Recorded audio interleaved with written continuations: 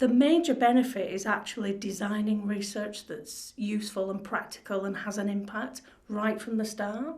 I'm a big believer of making sure that the policymaker or the strategy designer is engaged in the research right from the start, because it's much more difficult to change their mind at the end of a piece of research.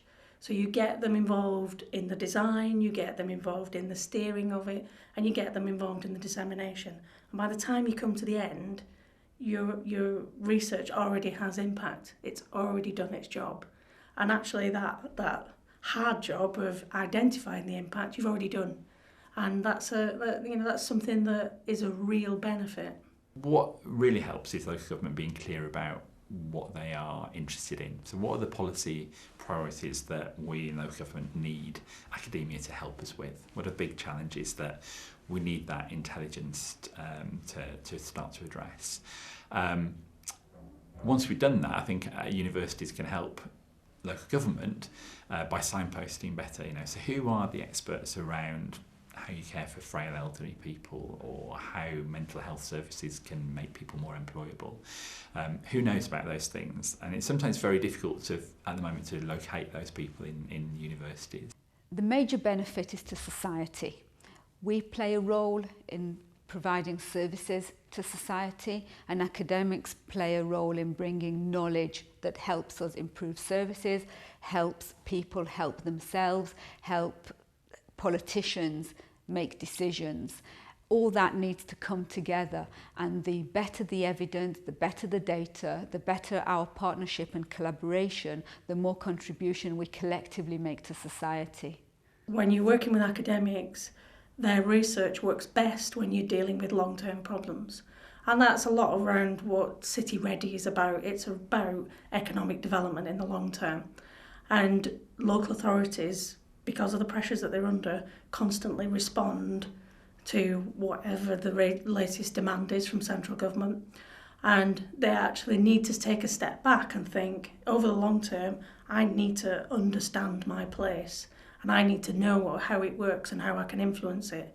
Almost regardless of what comes at us from outside, we need to have a position that whatever we're faced with, we know what to do. And that's really where academics can really strengthen the debate. The Citi Redi initiative through University of Birmingham initially, and then a collaboration across many of the universities in the West Midlands, linked into KPMG, have actually created an economic impact model which will over time ensure that when we spend somewhere in the region of 8 billion on infrastructure across the patch, we are doing the right things, we're making the right intervention across transport, housing, job creation, lifting productivity, gross value add.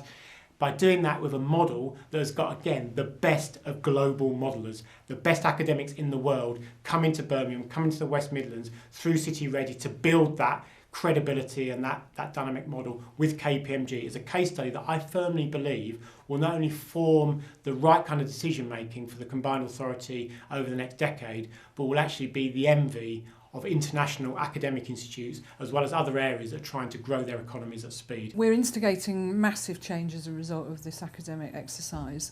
The reason for that is because it sort of gave us a light bulb moment, which is that we know from our experience as leaders that a combination of changing structures, changing systems and changing culture and behaviours breeds success. But what this research enabled us to identify was that the behaviours was absolutely key.